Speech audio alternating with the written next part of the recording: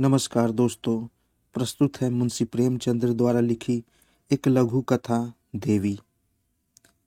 रात भीग चुकी थी। मैं बरामदे में खड़ा था। सामने अमित दूधाला पार्क नींद में डूबा खड़ा था। सिर्फ एक औरत एक तकियादार बेंच पर बैठी हुई थी। पार्क के बाहर सड़क के किनारे एक फकीर खड़ा राहगीरों को दुआएं दे रहा था। खुदा और रसूल का वास्ता, राम और भगवान का वास्ता, इस अंधे पर रहम करो। सड़क पर मोटरों और सवारियों का तांता बंद हो चुका था। इक्के दुक्के आदमी नजर आ रहे थे। फकीर की आवाज, जो पहले नक्कार खाने में तूती की आवाज थी, अब खुले मैदान की बुलंद पुकार हो रही थी। एकाएक वह औरत उठी और इधर उधर चौकन्नी आंखों से देखकर फकीर के हाथ में कुछ रख दिया और फिर बहुत धीमे से कुछ कहकर एक तरफ चली गई।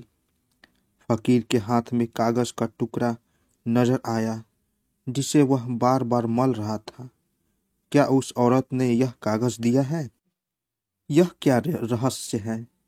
उसके जानने के कौतूहल से अधीर होकर मैं नीचे आया और फकीर के पास खड़ा हो गया। मेरी आहट पाते ही फकीर ने उस कागज के पुर्जे को 2 अंगुलियों से दबाकर मुझे दिखलाया और पूछा, बाबा देखो, यह क्या चीज है? मैंने देखा 10 रुपए का नोट था। बोला, 10 रुपए का नोट है, कहाँ पाया? फकीर ने नोट को अपनी झोली में रखते हुए कहा, कोई खुदा की बंदी दे गई है। मैंने कुछ और नहीं कहा। उस औरत की तरफ दौड़ा जो अब अंधेरे में बस एक सपना बनकर रह गई थी। वह कई गलियों में होती हुई एक टूटे फूटे गिरे पड़े मकान के दरवाजे पर रुकी, ताला खोलकर और अंदर चली गई।